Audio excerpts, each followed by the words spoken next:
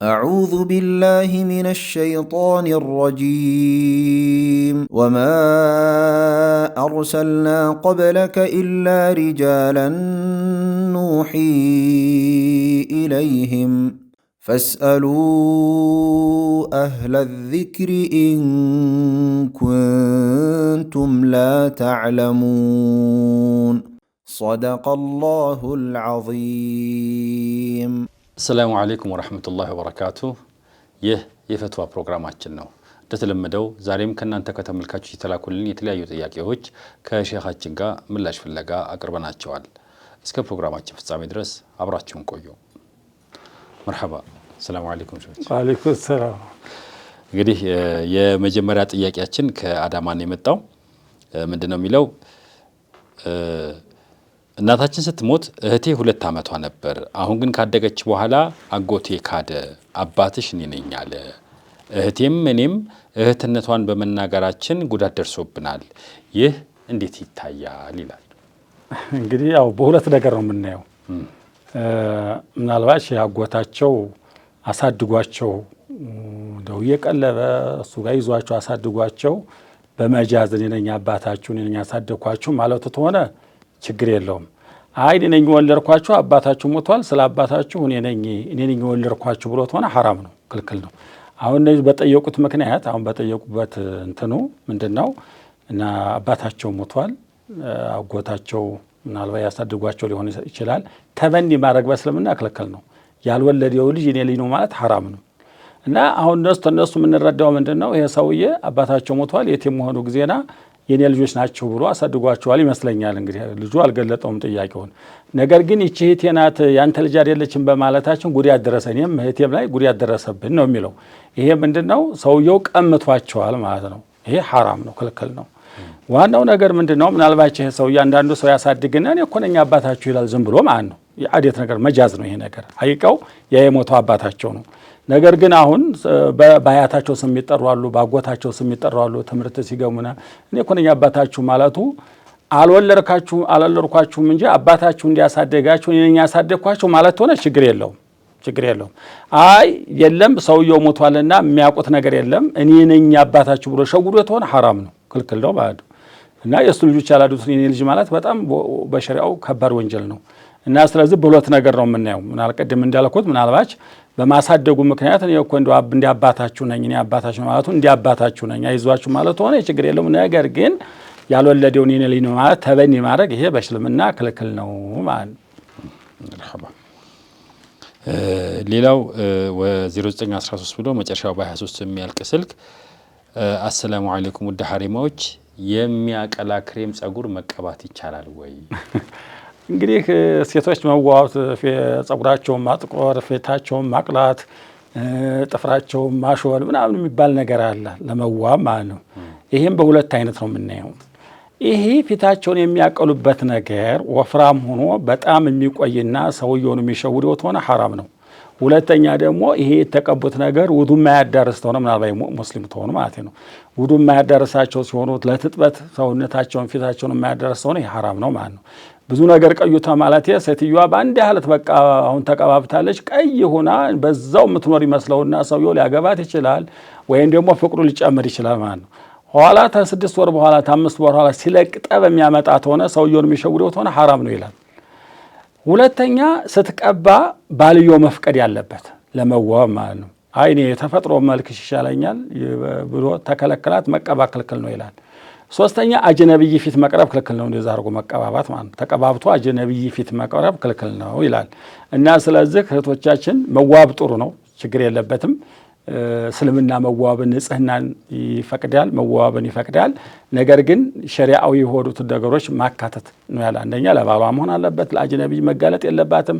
እንደገና ሰውየውን ለመሸወር መሆን የለባቸውም። እንደገና ደግሞ የተፈጥሮ ሰውነታቸውን ፍቀው ሌላ ነገር እንዲያመጣላቸው ማድረግ ክልክል ነው። እንደገና ይሄ የተቀቡት ነገር ደግሞ በመቆየት መጥፎ ነገር የሚያመጣባቸውም ተሆነ ዶሮ የሚያመጣባቸው ክልክል ነው። አንዳንዶቹ ሲቀባቡ ፊታቸው ማዲያት ይጥልባቸዋል፣ ይጠቁራል፣ ወይም ደግሞ ወደ ፊታቸው ወደ መጥቆር ይሄዳል በአጠቃላይ፣ ወይም ደግሞ ለምጥ ይይዛቸዋል፣ ወይም ደግሞ ነጭ ይሆናል። እንደዚህ የሚያረግ ከሆነ አላህ የሰጠ መልክ አለ፣ አላህ የፈጠረልን ቆዳ አለ። እሱን መንከባከብ ነው እንጂ ሌላ ባዕድ ነገር አንጥተን ጉዳቱ ላይ የምንወርቅ ተሆን ይሄ ደግሞ በጣም ሐራም ነው። እዚህ ነው የምንመለከተው ማለት ነው። መርሐባ። ቀጣይ ደግሞ የተማሪ ጥያቄ ነው የመጣው 0967 ብሎ መጨረሻው 27 ብሎ የሚያልቅ ቁጥር ነው። ትምህርት ቤት ፈረቃዬ ከሰዓት ነው። ሲሄድ በ5 ሰዓት እነሳለሁ፣ 11 ሰዓት ላይ እመለሳለሁ። ዙሁርን ከመሄዴ በፊት ልስገድ ወይስ ምን ላድርግ? እንግዲህ ሶላት አለ ጊዜ መስገድ ክልክል ነው፣ ከባድ ወንጀል ነው። ሶላትን አለ ጊዜ መስገድና አለ ሰዓቱ መስገድና አሳኽሮ መስገድ ከባባድ ወንጀሎች ናቸው። ይሄ እንግዲህ ሶላት ጀምዕ የሚደረግባቸው ጀማዓ ተኺርና ጀማዓ ተቅዲም የምንላቸው ሶላቶች አሉ።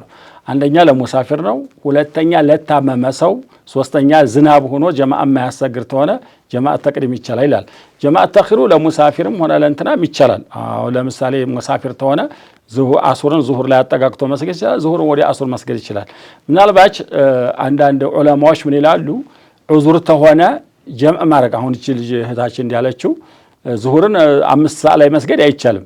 ምናልባት ዙሁርን ወደ አሱር አሳኽሬዋለሁ ብላ መነየት አለበት። ልክ 7 ሰዓት ዙሁር ወቅት ሲደርስ ዙሁርን ወደ አሱር አድርጌዋለሁ ብላ 11 ሰዓት ላይ አንድ ላይ መስገድ ትችላለች።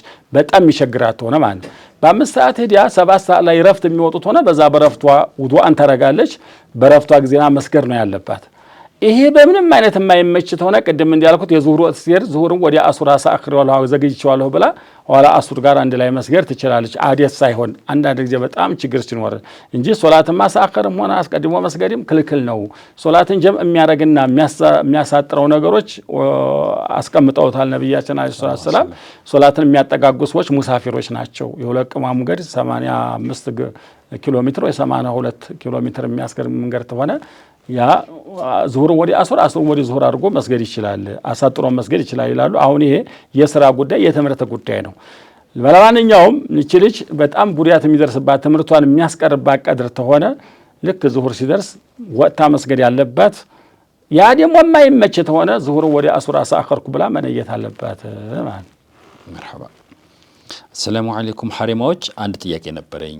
አጎቴ ፊት አውረቶቼ ቢታዩ ማለትም ጸጉሬ ለሐጅ ነብይ ወንድ የሚከለከሉ ነገሮች ቢያይ ወንጀል ላይ ወድቃለሁ ወይ ይላል። 0714 ብሎ የሚጀምር ቁጥር መጨረሻው 32 ያለ። እንግዲህ የሴት እፍረተ ገላ ያው ጨርሶ ሰውነቷ ነው። ሶላት ላይ ፊቷና እጇ ሲቀር ማለት አጅነቢ በኩል እጇም ሆነ ፊቷም ሐራም ነው ማለት ነው። ነገር ግን አጎቷ ፊት ጸጉሯን ብትገልጥ ማበነ ሱራ በስተቀር ያለውን ሰውነቷን ብትጋለጥ ችግር የለውም። ምናልባት ታማኝ ለምን ማግባት ክልክል ነውና ማለት ነው። አጎቷ ማግባት ክልክል ነው። ያጎቷ ልጅና የሹማ ልጅ ሆነ ሐራም ነው መጋለጧ ማለት ነው። እንደ ማንኛውም እንደ አጎቷ ማን ነው እንደ ወንድሟ እንደ አባቷ ፊት የምትጋለጠውን ነገር ብትጋለጥ ጸጉሯን ብትንትን ብትል ይሄ ችግር የለውም። ለመጠንቀቅ የሚቸግራት ይሆነው ማለት ነው። ግን አፍዶሉ አጎቷ ፊት ጸጉሯን አለማጋለጥ በጣም የተሻለ ነው እንጂ ስለዚህ ዘመዶቿ ፊት ሴት ፊት ብትጋለጥ ይሄ እነዚህ ተፍረተ ገላ ሌላ ያሉትን ጸጉሯን ብትጋለጥ እጇን ፊቷን እንትን ብትል ይሄ ችግር የለውም ማለት ነው። طيب السلام عليكم ورحمة الله وبركاته እንዴት ናችሁልኝ? በስልክ ፓኬጅ መግዛት እንዴት ይታያል? ፓኬጅ ማለት ጥቅል የኢንተርኔት ወይ የድምጽን ሳምንት የቀን እንደዚህ ሰብሰብ ያለ ሂሳብ ይሄ ችግር የለውም። ያው የማይታይ ነገር ነው። ነገር ግን በአዴት ይታወቃል። አንድ ነገር ሲገዛ ወይ ተወስፎ ነው ወይ ታይቶ ነው። ይሄ አየር ነው፣ አየር ነገር ነው። ይሄ የምንናገርባቸው ሁሉ ይሄም እኮ ካርዱም ስሙን ተሰጥፏል እንጂ የምንገዛውን ነገር አናየው። እና ስለዚህ የማይታዩ ነገሮች ችግር የላቸውም፣ ጥቅም ታላቸው ችግር የላቸውም በሚሉት ሄደን ይሄ ችግር የለውም ማለት ነው። መርሐባ 0960 መጨረሻው 09 ብሎ የሚያልቅ አሰላሙ አለይኩም ወራህመቱላሂ ወበረካቱ ሶላት ጫማ አድርጎ መስገድ ይቻላል ወይ ይላል። ጫማ ሁለት አይነት ነው። አንደኛው ጧሃራ የሆነ ነው፣ አንደኛው ደግሞ ነጃሳ የሆነ። አሁን የውሻና የከርከሮ ቆዳ ተሆነ አይቻልም ይላሉ ሻፊዒዎች፣ ኢማሙ ማሊክ እንኳን ይቻላል ይላሉ። ዋናው ነገር ጫማው እኛ ተውጭ ሀገር የሚመጣ ጫማ የከርከሮ የውሻ ነው ብለን አንልም፣ ጧሃራ ነው ብለን ነው የምንለው። በንጹህ ውሃ ተታጠበ ማለት ነው። ጫማው ንጹህ ተሆነ ችግር የለውም። ነብያችን አለይሂ ሰላም በኹፍ ይሰግዱ ነበር፣ በጫማ ይሰግዱ ነበር። ባይሆን ምድሩ የሚረግጠው ምድሩ ጧሃራ ከሆነ ጫማው ጧሃራ ተሆነ ሽንት ቤት ሲገባ አልተረጨበት እንደው የሽንት ቤት ውሃ ጋር አልተነካካ እንደሆነ ንጹህ ተሆነ ችግር የለውም። ጫማ በጫማ መስገድ ማለት ነው። ሸሪዓው የሚከለክሉ የለም። ነገር ግን በንጽህና በኩል ግን ጫማ አድርጎ መስገዱ አንደኛ ሰውየውን ያለበዋል፣ ጫማ ማነው እግሩ ይሞቃል፣ ሽታ ያመጣል በንጽህና በኩል ማለት ነው። መስጂድም ደግሞ ጫማ አድርጎ መግባት ደግሞ ችግር ነው እና ስለዚህ አሁን ጫማ መስገድ ዝም እንጂ አትሸር ችግር የለውም። ነገር በንጽህና በኩል ግን በዛኛው አለማድረጉ ነው ጥሩ ለማፈለግ ነው። መርሐባ። እሺ አሰላሙ አለይኩም ወራህመቱላሂ ወበረካቱ። በዚና የተወለደ ልጅ ማረድና ማሰገድ ይችላል ወይ ይላል 0935 ብሎ መጨረሻ 22 ብሎ የሚያልቅ ቁጥር። በዝሙት የተወለደ ልጅ ችግር የለውም። ኢማሙ ሻፊ ከራሃ ነው ይላሉ ፉቃዎቹ። ኢማሙ ሻፊ መዝሀብ እንትን የዝሙት ልጅ የሐላሉ ልጅ እያለ የዝሙት ልጅ ማሰገድ ከራሃ ነው ይላሉ። የሐላሉ ልጅ ቀደም እሱ ማእሙኖ ማሰገድ ነው ያለ። ቢያሰግድ ግን ችግር የለውም፣ ሶላቱ አይበላሽም፣ ከራሃ ነው እንጂ ይላሉ። ማረዱም ችግር የለውም። ሙስሊም እስከሆነ ድረስ የማረድ ሸርጥ እስታወቀ ድረስ ቢያርድ ምንም ችግር የለውም ማለት ነው። እና ከዚህ ጋር አብሮ የሚነሳ ጥያቄ ነበር አብሮት እዚህ ያለኝ እንደዚህ በሐራም ወይም በዚና በዝሙት የተወለደ ልጅ እሱ ምን አጠፋ የሚል ጥያቄ ይጠየቃል።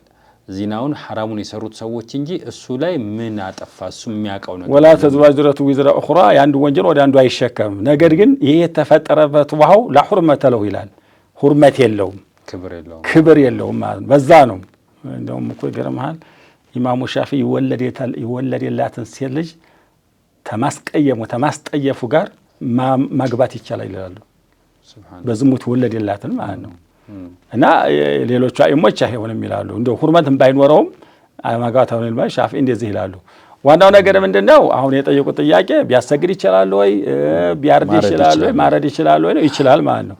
ግን ጥሩ ደግሞ ሌላው ሰው ማረዱ ይበልጣል ማሰገዱ ይበልጣል እንጂ ይሄ ዝሙት ልጅ ተቀድሞ ቢያሰግድ ኢማም ቢሆን ምን ችግር የለውም፣ ማረዱም ችግር የለውም። መርሐባ። አሰላሙ አለይኩም ወራህመቱላህ። እስልምናን ከተቀበልኩ 1 ዓመት ነው። ሴት አገባው 6 ወር ነው። በኒካ ነው ያገባኋት፣ ግን ጥላኝ ጠፋች። ምን ማድረግ አለብኝ ይላል 0921 ብሎ የሚጀምር ቁጥር። ግን ወንድማችን ያው ሰለመ ማሻአላህ ትዳር ያዘ 6 ወር ኖረ፣ አሁን ጠፋችበት። እንግዲህ አላህ ያስገኝለት ነው እንጂ የምንለው ምን እንላለን? ይፈልጋት አላህ ያስገኝለት፣ በዘመድ ያስጠይቅ።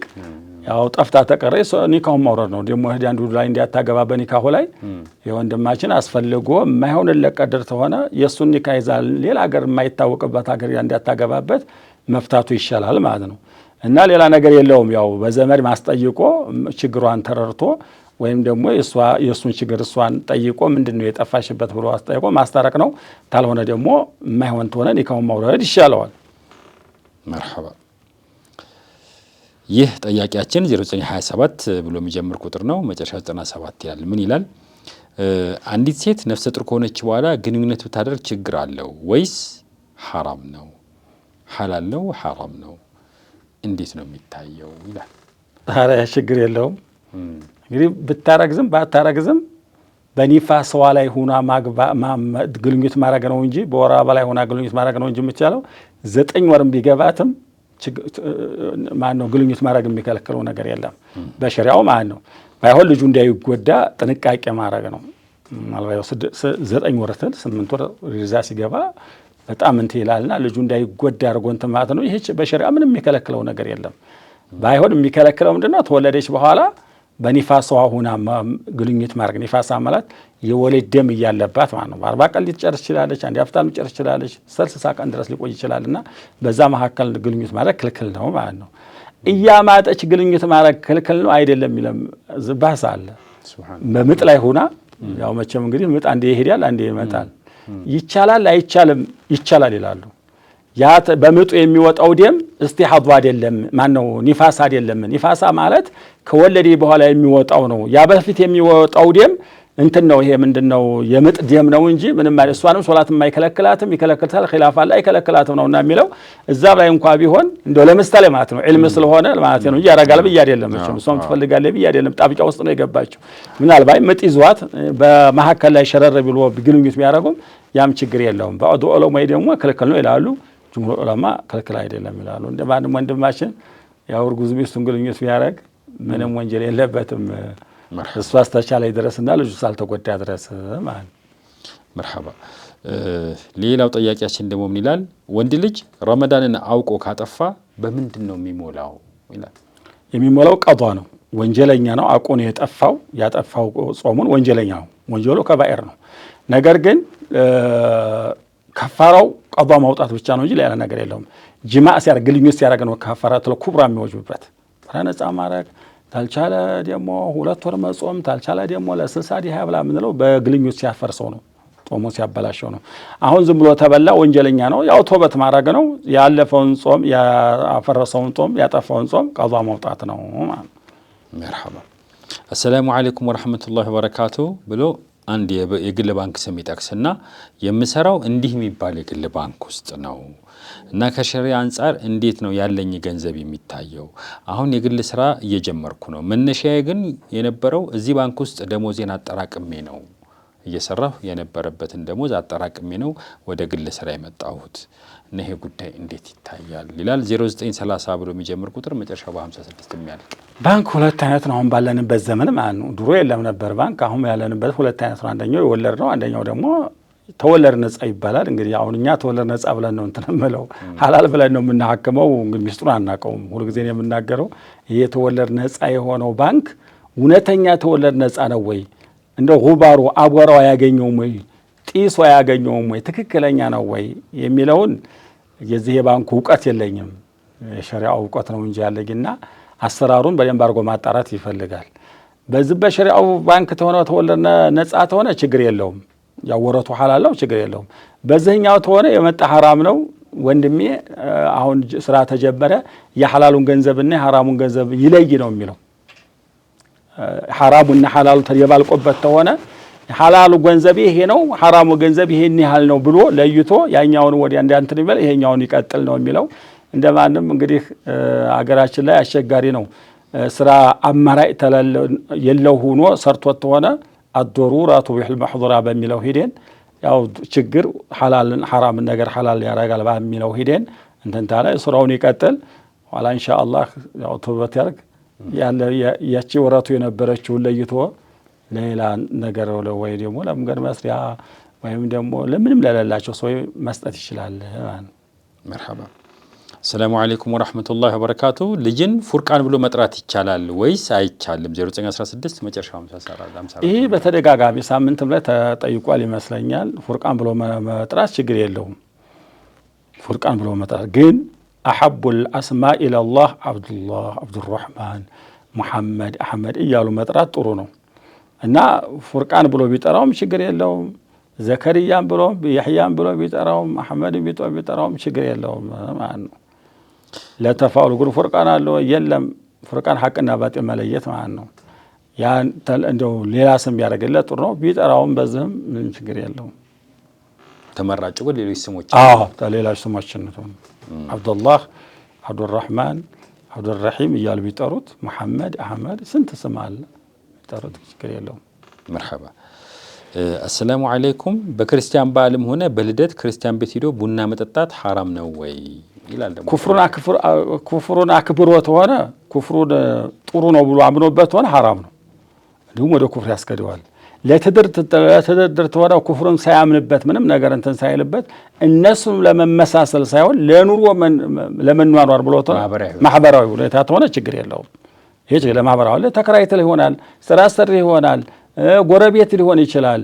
ማህበራዊ ኑሮ ምንም የሚከለክል ነገር የለም። ባይሆን እዛ የሚበሉ ነገሮች የአሳማ ስጋዎች፣ የክርስቲያን ስጋ፣ ኸምር ምናምን ይሄ የሚጠጣ ነገሮችም ጥንቃቄ ማድረግ አለብን። ለሙስሊም የሚደጉስ እንደ ቆሎ ያለ ነገር አለ ወይ ሽሮ ነገር ሊሆን ይችላል ወይ ሙስሊም ያረረው ሊሆን ይችላል። ለዛ ሄዶ እንትን ቢል ለመኗኗር ብሎ እንትን ቢል ይሄ ችግር የለውም ማለት ነው። መርሐባ።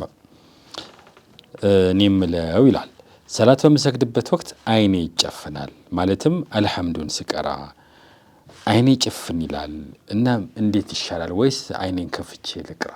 ፋቲሃ በመቀራበት ሰዓት ነው አይኔ የሚጨፈነው ይላል። ይሄ ጥያቄ አንዳንድ ሰው ላይ እንዲህ ያለ ነገር ይከሰታል። 3 አይነቶች ናቸው እዚህ ላይ ያለው። አንደኛው ሲህር ነገር ሲኖርበት አልሐምዱ ሲቀራ ይነከዋል፣ አይኑን ይጨልምበታል። ሁለተኛ ቡዳ ነገር አለ፣ የሰው አይን የሚገባው ሰው አለ፣ እሱም ሊሆን ይችላል። ሶስተኛ ኸያል ነገር ነው።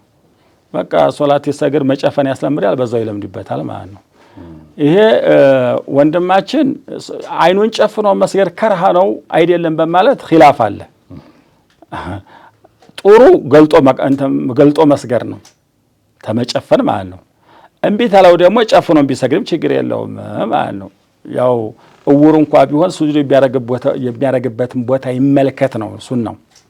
ወደ ጣራ ወደ ግድግዳ መመልከት ያለበትም ሱጁድ የሚያረግበትን ቦታ ይመልከት። እውር እንኳን ቢሆን ጨለማ እንኳን ቢሆን ወለው እንደ ለካዕበቲ ካዕባ ባጠገቢ ካዕባን ይመልከት የሚላለና ነው። ካዕባ ባጠገቢ ካዕባን ይመልከት የለም ካዕባ እንኳን ባጠገቢ ቢሆን ሱጁድ የሚያረግበትን ይመልከት። አይኑን ጨፍኖ ነው አይደለም አይኑን ገልጦ ያርግ ይላሉ።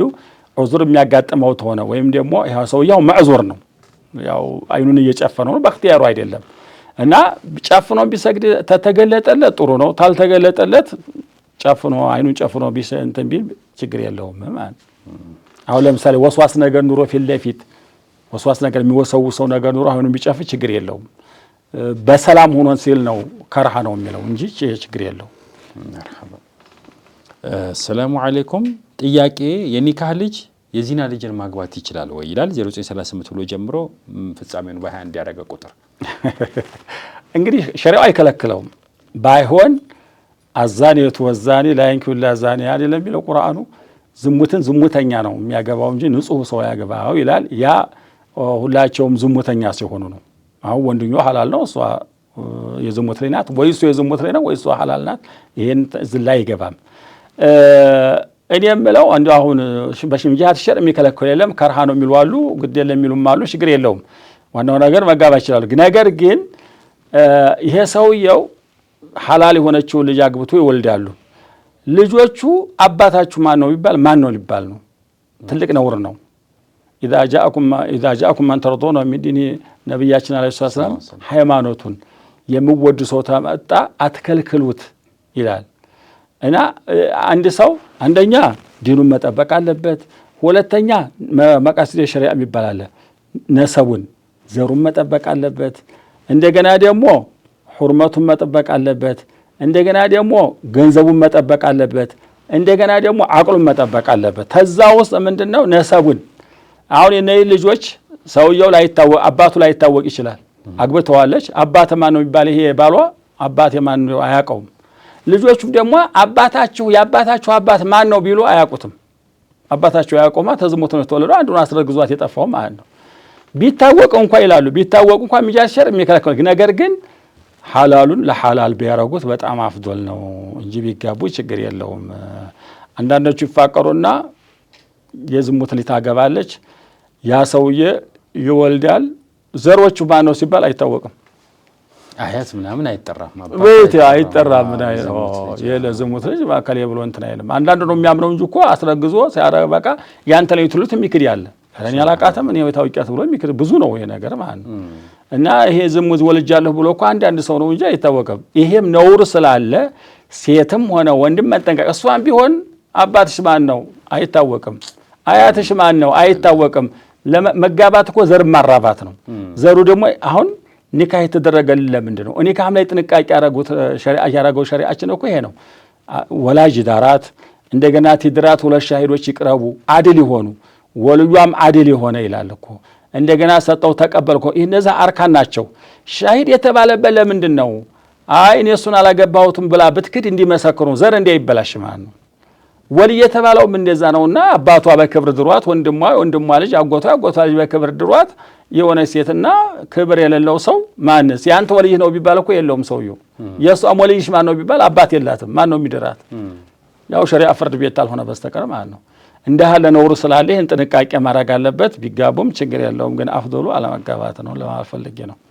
መርሐባ 0923 ብሎ የሚጀምር ቁጥር መጨረሻው 04 ላይ ብሎ የሚያበቃ አሰላሙ አለይኩም ሼሆች የልጆችን ሐቂቃ አላወጣሁም ነበር እንዴት ይታያል ይላሉ። ማውጣት ነው ሱና ነው። ያው ሐቂቃ ዋጅብ አይደለም ዋጅብ የሚሏሉ ሷይው ሱና ነው።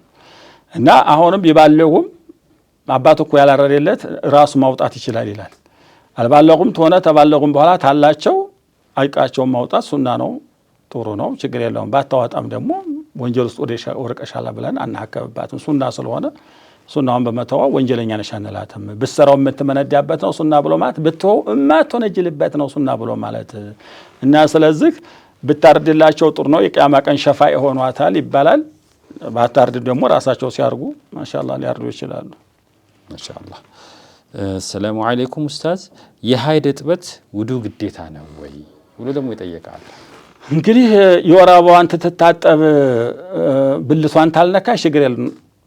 የወር አበባዋን የውዱእ ንያው እዛው ይገባል ማለት ነው። ሰውነቷን ትታጠብ ያው ሰውነቷን አዳርሰው እጇም ሆነ ፊቷም ሆነ እጃም ሆነ እግሯም ሆነ ጸጉሯ ሁሉ ይዳረሳልና ችግር የለም። ግን ትታጠብ ብልቷን ነክታት ሆነ ብልት ውዱእ ስለሚያጠፋ ኋላ ውዱእ ማድረግ አለባት እንጂ የትጥበቱ ስለ ውዱእ የሚሆናታል ማለት ጥንቃቄ ማድረግ ነው። በጓንት የምትታጠብ ተሆነ ወይ ብልቷን ታልነካች ሰውነቷ እስታደረሰች ድረስ ውዱእ ማድረግ አይጠበቅባትም። ግን አፍዶሉ በመጀመሪያ ውዱእ ማድረግ ነው። እንደገና ሰውነቱን መታጠብ ነው።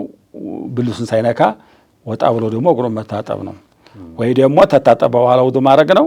በስተፊት ነው ሱና ነው እንትን የሚለውና ባታረግም ችግር የለውም ማለት።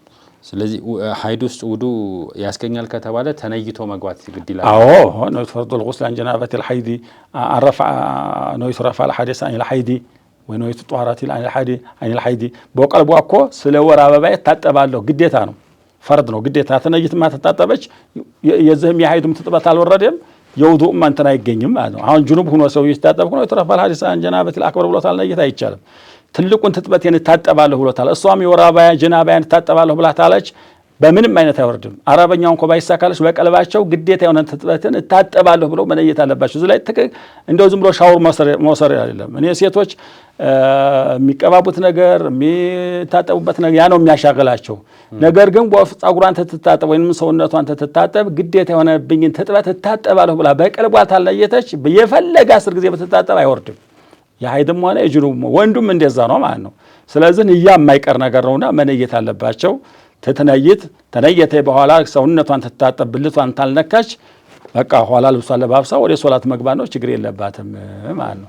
ብልቷን የምነካት ሆነ እንደገና ውዱእ ማድረግ አለባት ተታጠበ በኋላ። መርሐባ። የተከበራችሁ ተመልካቾቻችን የፈትዋ ፕሮግራማችን ይቀጥላል። ለአሁኑ ግን እዚህ ላይ ረፍት እንወስዳለን። أعوذ بالله من الشيطان الرجيم وما أرسلنا قبلك إلا رجالا نوحي إليهم فاسألوا أهل الذكر إن كنتم لا تعلمون صدق الله العظيم ሰላሙ አለይኩም ወራህመቱላሂ ወበረካቱ። የተከበራችሁ ተከታታዮቻችን ወደ ፈትዋ ፕሮግራማችን ተመልሰናል። ካፍታ ቆይታ በኋላ ጥያቄዎቻችንን እንቀጥላለን። መርሐባ ሼሆቹ፣ አንድ ስሜን አትግለጽ ማንነቴን አትግለጽ ያለ ሰው ደግሞ አደራ ብሏል ከስልክ ቁጥሩ ጋር። አሁን የኢሬቻ በዓል የሚከበርበት ሰዓት ደርሷል። ይህን ባከብር ከእስልምና አንጻር እንዴት ይታያል? ለዚህ ምላሽ ሼሆቹን ጠይቁልኝ ብሎ ቴክስት አድርጓል። ወላሂ እንግዲህ የኢሬቻ በዓል እነሱ እንደሚገባያት ሆነ ወደ ሃይማኖት ያዞሩት ይመስለኛል። ያው ድሮ ይከራከሩ ነበረ። ባህል ነው ወይንም ሃይማኖት አይደለም እያሉ ይከራከሩ ነበረ። ባህልም ይሁን ሃይማኖትም ይሁን ሙስሊም እዛም በታ መጣር ክልክል ነው፣ ሐራም ነው። የራሱን የዒዱን እኛ አላህ የምንተዳደርባቸው ነገሮች አሉን። አሁን እንዲሁም ማሻአላህ ጥሩ አድርገዋል። እኔ ባህላችን ነው ማን ነው ሃይማኖታችን ነው የሚል ወሬ ደርሶኛል። እና ሃይማኖታችን ነው ታሉ ማሻአላህ ጥሩ አድርገዋል። ደብዳቤ አውጥተዋል። ይህን የሚያስተባብረው አካል ኢሬቻ ከዚህ በኋላ በዚህ መልኩ ሃይማኖት ነው እና የትኛው እምነት ተከታይ የሆናችሁ ብሎ ሃይማኖቶችን ጠቅሶ እንዲህ ብሎ እስላም የሆናችሁ ሰዎች እንዳትመጡብን ይህ እምነት ነው የሚል ደብዳቤ አውጥተዋል። ሰው በገዛ እጁ እኮ ነው የሚዋረደው። አየው አሁን ምንድነው ሰው እምነቱ ላይ ሲሄዱበት የሌላ ሰው ሊጠራጠር ይችላል።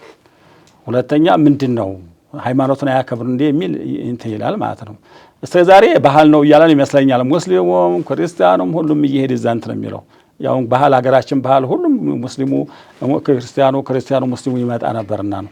አሁን ሃይማኖት አድርገነው አልታሉም ባይሉም ቀርሞ እንዲህ ያለ ቦታ ላይ መሄዱ በጣም ክልክል ነውና ሙስሊሙ ህብረተሰብ ይሄን ጥንቃቄ ቢያደርግ ጥሩ ነው።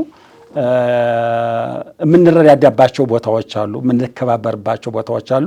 የሃይማኖት ቦታ ያው ባለ ሃይማኖቱ ነው እንግዲህ እንጨትም ይሁን ማንኛቸው ነገር ሰው የፈለገውን የማመን እንትን አለውና እዛ ላይ ሄዶ ሰውየውን እንትን ማለት እዛ መደብለቅ ይሄ ሐራም ነው።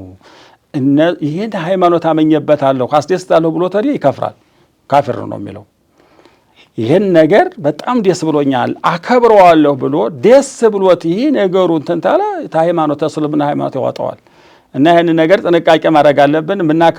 ክርስቲያኖ ጋር መከባበር አለብን። ማንኛቸውም ሃይማኖት ላይ ኢትዮጵያ ላይ ስንኖር መከባበር የምንከባበራቸው ግን ምንድነው ኑሮ ምንድነው የሚባለው ለማህበራዊ ሲሆን ነው እንጂ ሃይማኖታዊ ተሆነ ያ ክልክል ነው ማለት ነው። ኢንሻአላህ እንግዲህ አላህ ይጠብቀን፣ ሀገራችን ሰላም አላህ ያርግልን። እሱም እንግዲህ ያው እንትን እያሉ ነው። ይሄ ሙስሊሙ ጥንቃቄ ማድረግ አለበት ነው የምለው። طيب አሰላሙ አለይኩም ሐሪማዎች እንዴት ናችሁ? አብዱ እባላለሁ ካሱሳ ነው ጥያቄን የምልከው ይልና 0919 ብሎ የሚጀምር ቁጥር መጨረሻው 35 ያለ ላይ ቁጥር ነው። እንስሳት ማዳቀል ወይም አርቲፊሻል ኢንተለጀንስ የሚባል ነገር አለ። ሰው ሰራሽ ተፈጥሯዊ ያልሆነ አቅምን መፍጠር ጋር የተያያዘ ነገር ነው።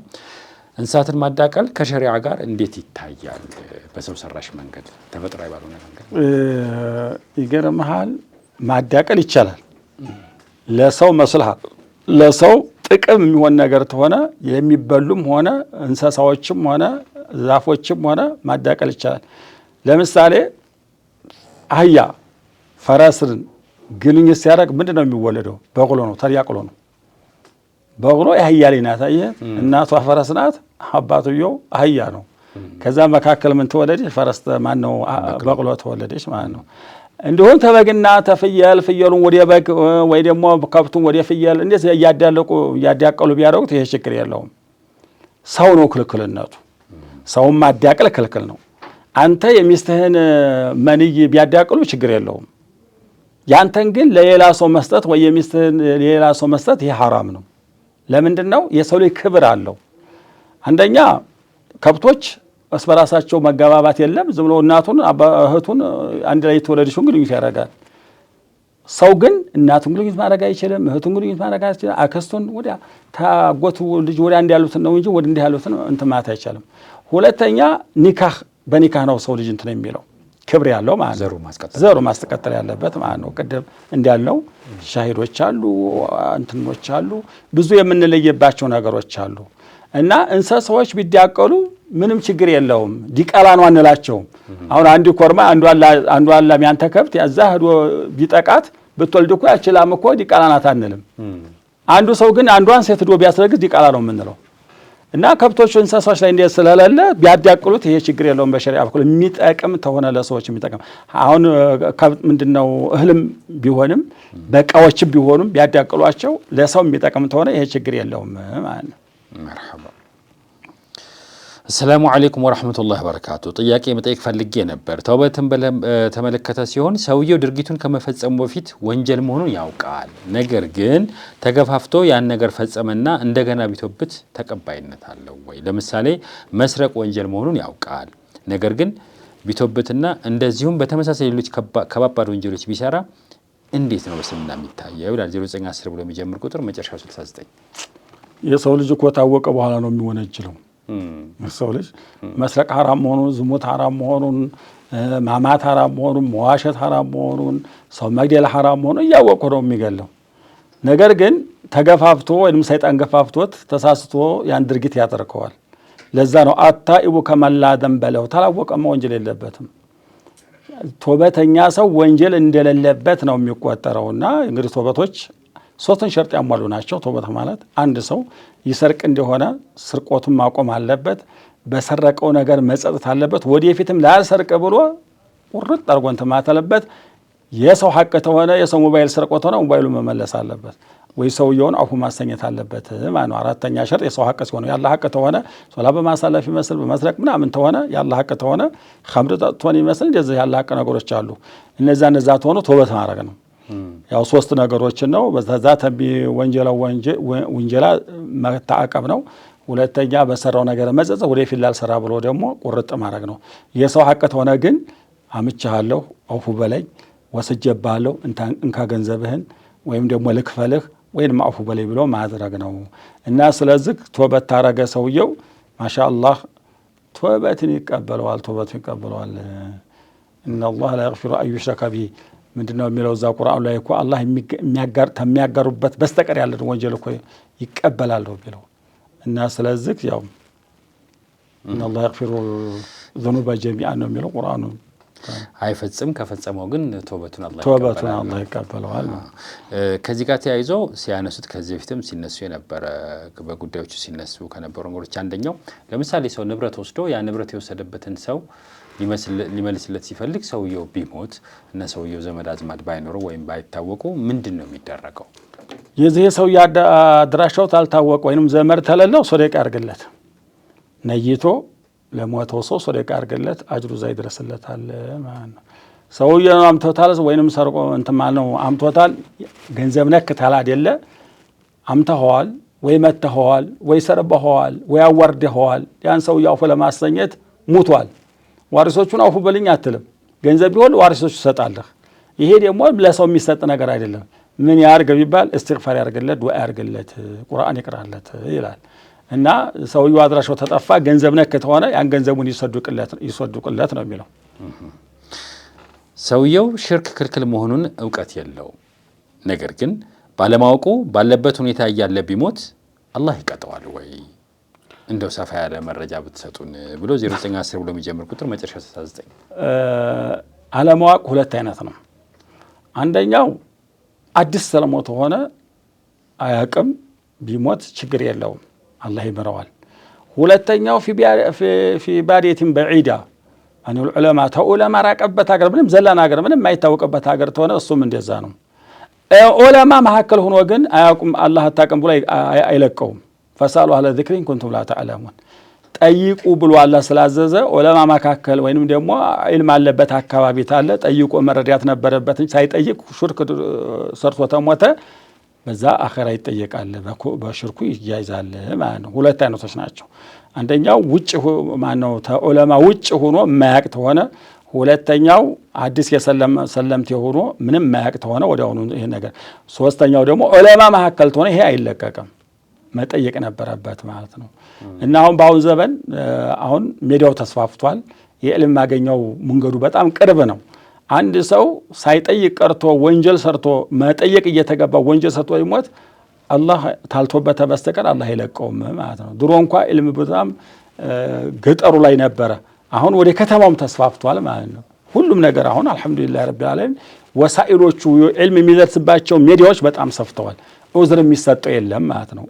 እብድም ያው እንትን አይበልበትም። እና ስለዚህ ሰውየው ሽርክን አላወቀም ተብሎ መጠየቅ እየተገባው ያን ሽርክ ሰርቶ ተሞተ አላህ ሱብሓነሁ ወተዓላ አለቃቸውም ብሏል። ጥንቃቄ ማድረግ ነው ያለብን፣ መጠየቅ ነው ያለብን። አዲስ የሰለሙትም ቢሆን መጠየቅ አለባቸው። ምናልባት ተገጠርም ደግሞ ዘላን አገር ሆኖ ምንም አይታወቅበት ሆነ መተው መጠየቅ አለባቸው። መርሐባ። የተከበራችሁ ተመልካቾቻችን ፈትዋ ላይ ጥያቄ ካላችሁ ከስር በሚታየው ስልክ ቁጥር መደወል ወይም በጽሁፍ መልእክት ጥያቄ ማድረስን አትርሱ። ይበልጥ ተመራጩ በጽሁፍ መልእክት ቢሆን ነው። ጥያቄያችንን እንቀጥላለን። እሺ፣ ቤተሰብ ሳይፈቅድ ኒካህ ቢታሰር ይሆናል ወይ? የደሞ ምን ጥያቄ መጥቷል። ይሄ ተደጋጋሚ ነው። ቤተሰብ ሳይፈቅድ አይሆንም። ምንድነው ቤተሰብ ሳይፈቅድ ሳያውቁ እሷ ኩፍአ ሆኖ ቤተሰቦች አቻዋ ሆኖ ማለት ነው። ቤተሰቦች አንድርም ታሉ ሌላ ራቅ ያለ ቤተሰብ ይደራታል ወይም ሸሪዓ ፍርድ ቤት ይደራታል ተለላት ማለት ነው። ነገር ግን አባቷ እያለ ዝም ብላ በሌላ ሰው መታሰር አይቻልም። በኢማሙ ሻፊዒ መዝሀብ ምናልባት ሰይባት ሆነች አግብታ መታቅት ሆነች አሰይቡ አሐቁ ቢነፍሲሃ ያለውን ሐዲስ እና አቡ ሐኒፋ ራሷ ወክላ መዳር ትችላለች፣ ነፍሷን መዳር ትችላለች የባለው መዝሀብ ተሄደ። ይሄ በዘመናችን መቼም ለተቸገረ ሰው ጥሩ ነው። በይታለው በሰው በሻፊዒ መዝሀብ ላ ኒካህ ኢላ ቢወልይን አድል ወሻሂደይ አድሊን ሐዲሱ ይሄ ነው። ወልዩ ታልሆነ ሻሂድ ተለሉ ኒካህ አይሆንም ብለዋልና አይቻልም ማለት ነው።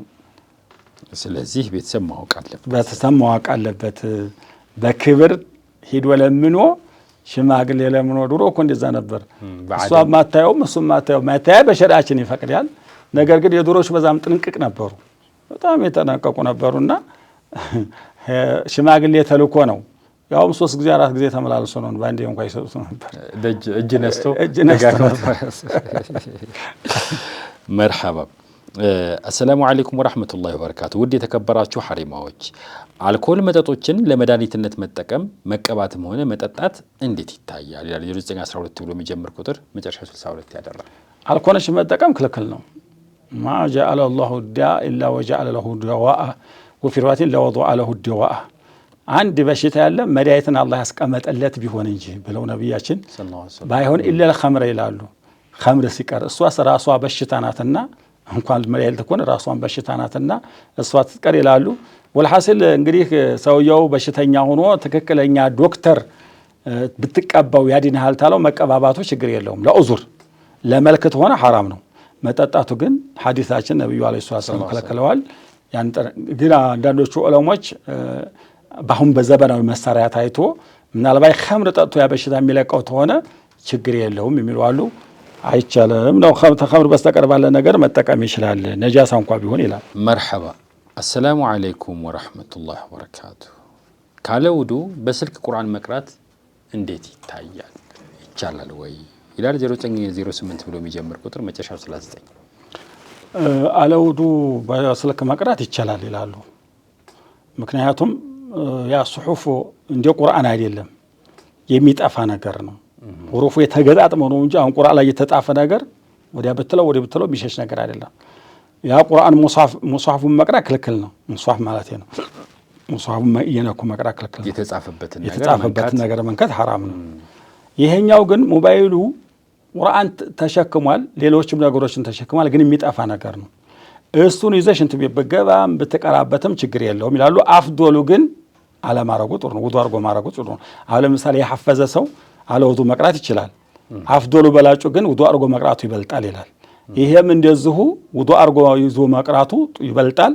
ውዱ ባይኖረውም ጅናብተኛ ታልሆነ በስተቀር ቁርአን መቅራት ክልክል ስለሆነ ለሞባይሉ ሳይሆን ሞባይል ላይ ያለውን ቁርአን መቅራት ጅኑብ ሆኖ መቅራት ስለማይቻል ታልሆነ በስተቀር አለ ውዱ ዝም ብሎ ነክቶ እንትን ቢለውም ችግር የለም፣ የሚጠፋ ነገር ነውና ማለት ነው። ስለዚህ ያለ ውዱ በሞባይል መቅራት የሚቻል ከሆነ ደረጃው አጅሩስ ይሄ አሊፉን ሐርፉን ላሙን ሐርፉን ከሚለው አንፃር አብሮ ይገኛል። እንዴት ነው ሸዎቹ? ለዛ መገኘት ይገኛል። ግን አፍዶሉ በላጩ በጣም ትርፋማ የሚሆነው ውዱት ያደረግ ነው እንጂ ይቻላል፣ ችግር የለውም። መርሐባ ሰላሙ አለይኩም ወራህመቱላሂ ወበረካቱ። ጥያቄ ለመጠየቅ ፈልጌ ነው። አንደኛ ሀይድ ላይ ሆኜ ጸጉሬን ማበጠር እችላለሁ ወይ? ከተቻለስ ተሰባብሮ የሚወጣው ጸጉር መጣል ይቻላል ወይ? አንድ ሁለት ሀይደን ጨርሼ ስታጠብ በቅድሚያ ገላይን ታጥቤ ቀጥዬ ደግሞ ጸጉሬን ብታጠብ ምን ችግር አለው? 0947 ብሎ የሚጀምር መጨረሻው 80 የሆነ ስልክ ቁጥር ላይ ተጠየቀ ጥያቄ። ያው እህታችን ሁለት አይነት ነው የጠየቀችው። አንደኛው ጸጉሬን ባበጥር የተሰባበረው ጸጉር ነው የምትለው አይደለም? መጣል ይቻላል ወይ? መጣል ይቻላል ነው የምትለው። ይሄ ችግር የለውም። አፍዶል ግን የሆነው አበባዋን ትጨርስ ተታጠበይ በኋላ ማረጉ ጥሩ ነው። ኢነ ሊኩሊ ሸዕረቲን ጁኑብ የሚል አለ። ጸጉሯ ሁላ ጅኑብ ይሆናል የሚል አለ። በሀይዷም ያው እንደ ጅኑብ የሚቆጠረውና ባታረገው ጥሩ ነው። ታረገችውም ደግሞ ችግር የለውም። አሁን በወር አበባ ሆና ብትባበጥር ጸጉሯ ቢስተባበር ያ የተሰባበረው መቅበሩ ጥሩ ነው፣ አፍዶል ነው ይላል። ወይ ውሃ ውስጥ መክተት ነው ባህር ውስጥ፣ ወይም ደግሞ ጥሩ ቦታ ላይ አጥቦ ይቅበረው ይላል። ጸጉሩን፣ ጥፍሩን፣ ደሙን ምናምኑን አጥቦ ይቅበረው የቂያማ ቀን ይነሳ ይላል። እና ስለዚህ ችግር የለውም ነው ዋናው ነገር፣ ችግር የለውም። ሁለተኛው ጥያቄ ስታጠብ ሰውነቴን ተጣጠብኩ በኋላ ጸጉሬን ብታጠብ ነው። ይሄም ችግር የለውም። አፍዶሉ ግን ተላይ ጸጉሯን ታጥባ ሰውነቷን መታጠቧ ጥሩ ነው። ነወይቱ ረፈ አልሐዲት ብላ ሰውነቷን ታጥባ ጸጉሯን መልሳ መታጠቡ ማለት እንደገና መታጠቡ ይሄም ይቻላል ማለት ነው። ተላይ ወደ ታይ ማረጉ ጥሩ ነው። ተታች ወደ ላይ ማረጉም ይቻላል። አሁን ነወይቱ ረፈ አልሐዲስ ብዬ ሰውነቴን ታጥቤ ጸጉሬን ብታጠብ እችላለሁ። ነወይቱ ረፈ አልሐዲስ ብዬ ደግሞ ጭንቅላቴን ታጥቤ ወደ ታይ እንትን ማለትም እችላለሁኝ። ዋናው ነገር አዳርሶ ማጠብ ነው። ግን በላጩ ተላይ ወደ ታይ መሆኑ ለመዳረስም ጥሩ ነው። እንደገና ጸጉሩም ለማዳረስ አፍዶል ይሄ ነው እንጂ ችግር የለውም። መርሐባ ሰላሙ አለይኩም ወራህመቱላሂ ወበረካቱ። በቡና በሰደቃ ዙሪያ ላይ የተነሳው ጥያቄ የተደረገው ምላሽ በጣም አርክቶኛል። ቀጥሎ የሚጠይቀው ጥያቄ አባቱ የሞተበት ልጅ እናቱ ካለች የ6 ዓመት ህፃን የቲም ተብሎ አይሰጠውም ወይ? 0937 መጨረሻው 46 የሆነ ቁጥር። የቲም የሚባለው እናት በሞት አይደለም፣ አባት በሞት ነው። እንስሳ ላይ እናት የሞተች እንዲሁ የቲም ይባላል። አባት ሲሞት እንትን አይልም። ሰው ላይ አባት ሲሞት ነው የቲም የሚባለው፣ እናት በሞት የቲም አይባልም። እና ስለዚህ የቲም ይባላል ማለት ነው። እናቲቱ አለች፣ አባቱ ሙቷል። 15 ዓመት እስከሚሆኑ ድረስ በእድሜ በመባለግ ደግሞ በእንትን ተሆነ በዘር ፈሳሽ ተሆነ 9 ዓመት ሆኖ ዘር ፈሳሽ ተሆነው እዛ ድረስ የቲም ነው የሚባለው ማለት ነው። 9 ዓመት ሆነው ግን የዘር ፈሳሽ ተወጣው ወይ ሴት ሆነች ወር አበባ ታየች አቅመ አዳም ደርሷል ማለት ነው። በእድሜ በአመት ተሆነ 15 ዓመት ተሞላው በቃ የቲምነት ይወጣል። የ6 ወር ልጅ ገና ህፃን ነው የቲም ነው የሚባለው። የ6 ዓመት ማለት ነው። እና የቲም ነው የሚባለው እናቲቱ አለችና የቲም አይባልም ማለት ነው። ስለዚህ የሚፈለገው እርዳታ ወይም ኺድማ ሊያገኝ ይችላል፣ እርዳታ ሊያገኝ ይችላል። የእሱን ንብረት መብላት ክልክል ነው። እሱ ቤት ሲገባ ኪራይ መክፈል አለበት። የቲም ቤት ሲገባ ያን የገባበትን መስጠት አለበት። አሁን ችግሩ ምንድነው? የቲም ቤት ሲገባ ሰውየው ውሎ ሲሄድ ገንዘብ ጣል አድርጎ አይሄድም። ሁላችንም አናስታውሰውም። የዛሬ ሊሐቅን ውሃ የሱ ውርስ ነው እና ስለዚህ ይህን ነገር እነዚህ ነገሮች የቲምነት ስለማያወጣው ጥንቃቄ ማድረግ አለበት ማለት ነው። መርሐባ። አሰላሙ አለይኩም ወራህመቱላሂ ወበረካቱ። ሼሆቹ ሁለት ጥያቄ አለኝ ይላል። አላሁ ሱብሓነሁ ወተዓላ አርሽ ላይ ነው ወይስ አይደለም? የመጀመሪያው ጥያቄ ነው። ሁለተኛው ረሱል ሰለላሁ ዐለይሂ ወሰለም መች ነው ያለፉት? ጥያቄያችን በ071057 መጨረሻ ያደረገ ስልክ ላይ ነው ቴክስት ይላል። ይሄን ዓለምን እያናወጠ ያለው አርራህማን አሽስቶ ያለው እሱ ነው። አሁን የማያለፋው ነገር የማያጣለው ነገር ነው የሚያጣላን። ሰለፎቹ ወላሁ አዕለም ቢሙራድ አላህ ይወቅ እንጂ እኛ አናቅም ብለው አልፈዋል። ሱኩት ተፍዊድ የሚባል ነገር አለ። እውቀቱን ወደ አላህ ማስጠጋት ማለት ነው። እንዳሁኑ ኸለፎቹ ተእዊል አድርገዋል። እንዳሁኑ ዘመን ኺላፍ ሲበዛባቸው ተእዊል አድርገዋል። አርራህማን ይስተውላ ወቀው ቢማዕና ቀሃረ ወገለበ ምናምን ብለው ተእዊል ያደርጋሉ። ለእኛ ሰው ግን አሽሀዱ አን ላ ኢላሃ ኢለላህ ወአሽሀዱ አነ ሙሐመድ ይቹ በቂ ናት። በቃ እውቀት ያለው ሰው ቢከራከርም ማምለጫውን ያቀበታል። እውቀት የሌለው ሰው ዝም ብሎ እንዲህ ያለ ነገር ውስጥ መግባት አይቻልም። እኛ አሁን ገጠር ተውሂድ እንቀራ ጥያቄ ስናበዛ መሻይኾቻችን ይቆጣሉ። አልሆነ ውስጥ ትገባላችሁ፣ ወደ ኩፍር ትገባላችሁና ጥያቄ አታብዙ ይላሉ። አይወዱም ነበረ። አሁን ስራዬ ብለን ለቡድን ማበርከሻና ወገንታዊ ይዘን በተውሂድ እናላግጣለን። በጣም አስቸጋሪ ነው ይሄ ነገር። እኔ አርራህማን ኢስተዋ ዐላ አርሺሂ በማዕና ጀለሰ በማዕና ቃደ ምናምን እያልኩ እየተፈሰር ያኛው ደግሞ አይደለም ስለ የወገን የቡድን እንትን አረግ ነው። ሁሉም ሊሳሳት ይችላል። ሰለፎች የፈሰሩት አለ፣ ኸለፎች የፈሰሩ ሁላቸውም ጥሩ ነው፣ በእነሱ መሄድ ይቻላል። ይሄን ደግሞ መከራከር የሚገባው እናንተ የሚለው ዒልም ያለው ሰው ነው እንጂ ሸሃደተን ይበቃል። ያ ሁሉ አሷባ በይተጣልተው ያቁም። አሽሀዱ አን ላ ኢላሃ ኢለላህ ወአሽሀዱ አነ ሙሐመድ ሰለመ በቃ ያው ተውሂድ ነው። ይኸው በቃ ተፈለገ 5 እስልምናን 6 ኢማንን እንትን ማለት ነው።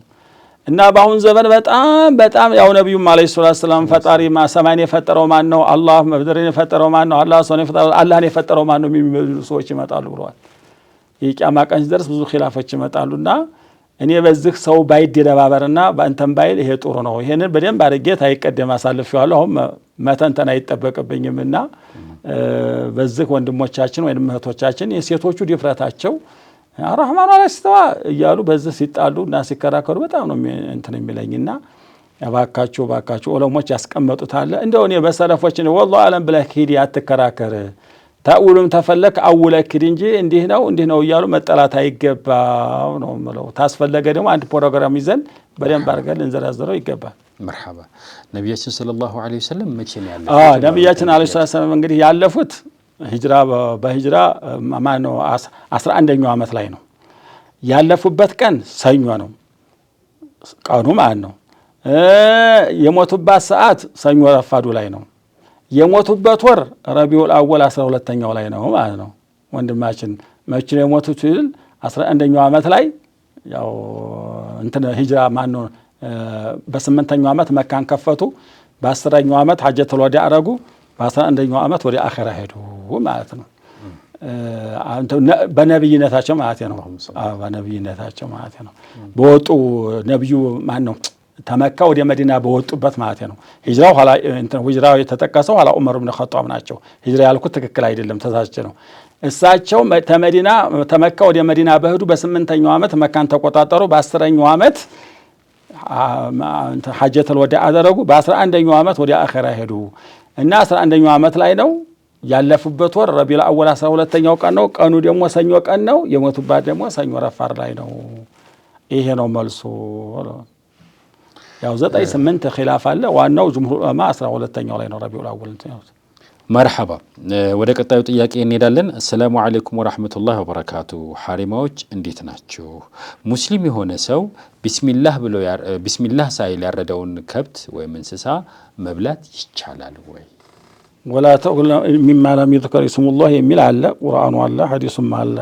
ኢማሙ ሻፊዒ ቢስሚላህ ማለቱ ሱና ነው፣ ይሄ ትእዛዙ ለነድብ ነው እንጂ ለውጁብ አይደለም ይላሉ። ኢማሙ ሻፊዒ ቢስሚላህ ማለት ሱና ነው እንጂ ዋጅብ አይደለም፣ አለ ቢስሚላህ ቢያርደውም ይቻላል ይላሉ። ሌሎቹ ደግሞ የለም ይሄ ነሱ መጥቶበታልና የአላህ ስም ያልተጠቀሰበትን ነገር መብላት ክልክል ነው ያለ አለና ክልክል ነው ይላሉ። በሻፊዒ መዝሀብ ረስቶ ለምሳሌ ቢያርደው ቢስሚላህ ታል ይችላል ማለት ነው። ያኛው ውሩዱ ሐዲሱና ነሱ ለውጁብ አይደለም ለሱና ነው ለነድብ ነው ብለው ስላሉ ማለት ነው። ደጉ ግን ቢስሚላህ ማለቱ ጥሩ ነው ማለት ነው። ቢስሚላሂ ራህማን ራሂም ይበል ቢስሚላህ ይበል ኺላፍ አለ። ግማሾቹ ዑለሞች ይከምለዋሉ። ቢስሚላሂ ራህማን ራሂም ይበል እንዴ አርራህማን ራሂም ሙናሰብ አለ ወይ? ነፍስ እያጠፋ አዛኝ ሩህ እያለ እያጠፋ እንዴት ብሎ ቢስሚላህ ብቻ ይበል እንጂ አርራህማን ራሂም ለምን ይጨምራል ይላል። አይደለም ይሙላው። ይሄ እንደዚህ አይደለም። ተበርኩም አለበት ረህመትም እዝነትም ስላለበት አላህ ዛይ ስለሆነ ማለቱ ደግ ነው ይላሉ። ግማሾቹ ቢስሚላህ ብቻ ይበል እንጂ ረህማን ራሂምን አይጨምር ይላሉ። መሙላቱ ጥሩ ነው። ቢስሚላህ ረህማን ራሂም ወይ ደግሞ ቢስሚላህ አላሁ አክበር ብሎ ይበል። ይሄ ለዒድ ነው። ስለዚህ ቢስሚላህ ማለቱ ተመራጭ ነው። አዎ በኢማሙ ሻፊዒ ሱና ነው፣ ግን ማለቱ ኹሩጀ ሚነል ኺላፍ ማለቱ ተመራጭ ነው ማለት ነው። መርሐባ 0713 ብሎ የሚጀምር ቁጥር መጨረሻው 64 ያደረገ ሐሪማዎች በርቱ ማሻአላህ ጥሩ ነው ብሎ አስተያየት ሰጠና ከታመምኩ ቆየው እቤት ስለሆነ የምውለው ፊልም ያለው ህመሜን የምረሳ እየመሰለኝ ግን ይህን አደርጋለሁ። ይህን አቲ መላኢካ አይገባም ይሉኛል። ይህ በሸሪዓችን እንዴት ይታያል? አብራሩልኝ። በዛውም አላህ አፊያ እንዲሰጠኝ ዱዓ አድርጉልኝ ብለዋል። ወንድማችን አላህ አፊያ አላህ ይስጠው።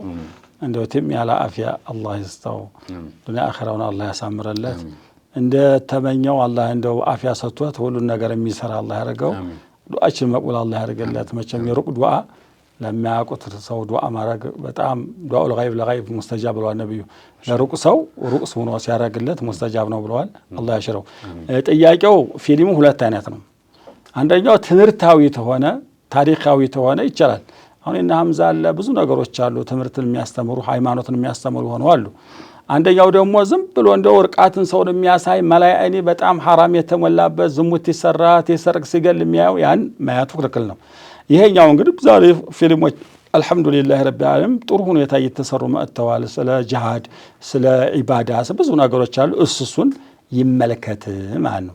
ምናልባት ደግሞ ታላየ ሰውየው ታላየ በሽታው የማይቀለት ተሆነ ማያት ይቻላል። ዶራ ነውና ጥሩ ግን አለማያቱ ነው። ወንድማችን ጥሩ ነገሮችን ምናልባት ደግሞ ፊልም እያየ በዛው መሐባ እንትን ብሎበት በዛው የሞተ እንደሆነ ከዛ ተባለ ፊልሙ ጋር መነሳት ስላለ ይህን ጥንቃቄ ማድረግ አለበት። ዋናው ነገር ቤት ስለሚውል ጥሩ ፊልሞችን የሀገር የሚታያለ ባህር የሚታያለ እንስሳዎች የሚታያሉ። ስለ ጂሃድ አለ፣ ስለ ዒልም አለ፣ ስለ ዳዕዋ አለ፣ ስለ ሃይማኖት ነኮች አሉ። እነሱን ይመለከት። ሌላውን የቶ ነው የሚመክረው። በሽታውንም አላህ ያሽረው። ተቤት ጤና ሆኖ የሚወጣ አላህ ያደርገው ነው። አሚን። 0918 ብሎ የሚጀምር ስልክ ቁጥር መጨረሻውን 07 ብሎ የሚያበቃ አሰላሙ አለይኩም። የምጠይቀው ስለ ገበሬ ዘካ ነው። መሬት ተከራይቶ የሚያርስ ገበሬ ዘካ እንዲከፍል ይገደዳል ወይ? አዎ እንግዲህ ባይሆን ዘካ አወጣጡ 10 ኩንታል 1 ኩንታል ነበረ። አሁን ለምሳሌ ገንዘብ እየተከራየ ማዳበሪያ እየገዛ ምናምን በውሃ ምናምን እያጠጣ ተሆነ ግማሽ ይቀንስለታል ማለት ነው። የአንድ ኩንታል ግማሽ ለምሳሌ 1 ኩንታል 100 ኪሎ ብናረግ 100 ኪሎ 50 ኪሎ እንትን ይላል ማለት ነው። እና 50 ኪሎን ያወጣል። አዎ 50 ኪሎ ያወጣል። ያቺኛይቱ የለፋበት ነው። ኪራይ የከፈለበት ማዳበሪያ የሚገዛበት ምናምን የሚገዛበት ይታሰብለታል። ዝም ብሎ ማዳበሪያም ሳያደርግ በዝናብ የሚመረት ሆነ ታስር 1 ዑሽር ነው የሚለው ታስር 1 ኩንታል ይወጅበታል። ታስር ኩንታል ማለት ነው። የዛ ጊዜ ነብያችን የነበሩበትና አሁን የነበርንበት አንድ አይደለም። የዛ ጊዜ ሷዕ የሚለው አንድ ቁና የሚለው 4 እፍኙን ነው። አሁን ደግሞ ብዙ ናቸው ይበዛሉ። ዋናው ነገር ታስር አንድ እያደረገ ዑሽር ይለዋል። ታስር ኩንታል አንድ ኩንታል ታስር ኩንታል አንድ ኩንታል እያደረገ እንዲያመርታል ማለት ያወጣል። መርሐባ። ኮንዶሚኒየም ቤት ተመዝግቤ ነበር። የምቆጥበው ብር ይወልዳል ወይም ወልዳለው፣ ይህ እንዴት ይታያል ይላል። 0904 ብሎ በሚጀምር ስልክ ቁጥር መጨረሻው 00 ባረገ የተላከ ቴክስት ነው። ወንድማችን ለኮንዶሚኒየም የሚያጠራቅመው የሚቆጥበው ገንዘብ ወይ ይወልዳል ሲል እንግዲህ በይ 2 አይነት ነው። አሁን ባንኩ አሁን ተከፈልከኝ፣ አሁን ግን ቁጠባ ነው ያደረገው እሱ ለካ ቁጠባ ነው። ቁጠባ ስለሆነ ተፈለገ የራሱን ገንዘብ እንትን ብሎ ኋላ አውጥቶ ለዛ ለገንዘብ ለቤቱ መግዣ ያርገው፣ ወለዱን ለዲህ አይስጠው ማለት ነው። ወለ ልማት ነገር ያርገው ማለት ነው። አይ ሌላ ነገር አማራጭ የለኝም የምደጎምበት የለኝም እኔ ምንም ነገር የለኝም የሚያት ሆነ ባዱ ዑለሞች ፈትዋ ሰጥተውበታል። ዶሮራ ነውና ይሄን ታልከፈለ ቤት ስለማያገኝ ሌላ አማራጭ ተለለው ይሄኑ ከፍሎ ቤቱን መያዝ ይችላል የሚሉት በነዛ መሳፍት ሆነ ይችላል፣ ችግር የለውም ማለት ነው። ታለው ግን ያችን ወለዱ አንተቶ በዛኛው ተማቱ ይችላል። በኢትዮጵያ የኮንዶሚኒየም ቁጠባ አሰራር መሰረት አንድ ሰው የቆጠበውን ብር ካወጣ ውሉ ይቋረጣል ከመንግስት ጋር፣ ማውጣት አይችልም እኮ ወለዱንም ምንም መንካት አይችልም። በቃ አንዴ ከጀመረ ቤቱ እስኪደርስ ድረስ ዝም ብሎ መቀጠል በቃ እኔ ተሆነ ዶሮራ ነው። የሰውዬ ደግሞ በራሱ መግዛት አይችልም። ለማይችል ተሆነ ያን እንትን ቢል ችግር የለውም። መርሐባ። እሺ አሰላሙ አለይኩም ወራህመቱላሂ ወበረካቱ። ሼሆቹ አረብ አገር ሆኜ ባሌ ከበፊት ሚስቱ ታርቆ ፈታኝ ስለው ብር ሰጥቼው ፈታኝ፣ አሁን ደግሞ እንታረቃለኝ። ባሌ ከበፊት ሚስቱ ታርቆ ፈታኝ ስለው ብር ሰጥቼው ፈታኝ፣ ከሚስቱ ታረቀ ከቀድሞ ሚስቱ። ከዛ እኔን ብር ሰጥቼው ፈታኝ ስለው ፈታኝ፣ ብር ሰጥቼው ነው ግን የፈታኝ፣ አሁን ደግሞ እንታረቃለኝ። እንግዲህ ኹልዕ ይባላል። አንድ ሰው ገንዘብ ስጭኝና ለፍታሽ ወይንም ገንዘብ ስጠህና ፈታኝ ማለት ገንዘብ ተተስማሙ ኹልዕ ይባላል። ኒካውን አውርዷል ማለት ነው። ኹልዕ ማለት ልብስን ውልቅ አድርገህ እንደምጥለው ኒካውን ውልቅ አድርገህ ጥለዋል ማለት ነው። እና ስለዚህ ተፈለገች እንደገና ኒካህን መተሳሰር ይችላሉ። 3 ጊዜ ፈታዎች ተላላት በስተቀር ማለት ነው። አሁን ኹልዕ ነው እንግዲህ ሂዳለች። መታረቅ ተፈለገች እንደገና ኒካህ መህሯን አድርጋ ምን አድርጋ የሚጠበቅበትን አድርጎ እንደገና ማግባት ይችላል። መመለስ ግን አይችልም፣ ኹልዕ ነውና። አሁን ለምሳሌ ፈቷት ነበረ ኢድዋ ሳያልቅ መልሽሻል ማለት አይችልም። ገንዘብ ከፍላለች፣ በገንዘብ ነውና ኒካ እንትን ያለው። እንደገና ግን ማግባት ይችላል ተተስማሙ ማለት ነው። አይ እኔ ሳልፈልግም አልስማማም ተላይ መብቷ ነው። ኒካውን አስወርዳለች፣ ሌላ ሰው ማግባት ትችላለች። አቅጣጫዋ ግን ሰውየውን ፈልገዋለች፣ ለማግባት ፈልጋለች መሰለኝ። ጠያቂያችን እንግዲህ ታገባም ችግር የላትም የፈለገች ይመስላል። እንግዲህ አላህ ኸይሩን ይምረጥላቸው። ችግር የለውም። ኒካ እንደገና እንትን ይበሉ መህርሽን ተቀበለሽ የሚጠበቅበትን እንትን ብሎ እንትን በይ። መርሐባ።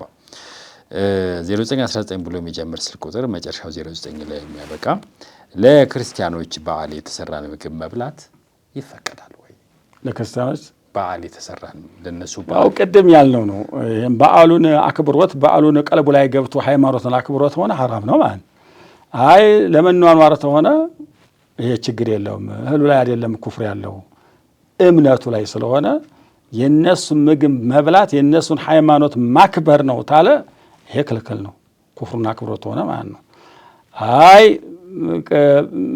ምንድነው አንድ ላይ መኗኗር ማህበራዊ ህይወት ሆነ ይሄ ችግር የለውም ማለት ነው። እነሱ ሰርግ እየመጡ እየጠሩን ቡና እየተጣጣን ምናምን አይደለም።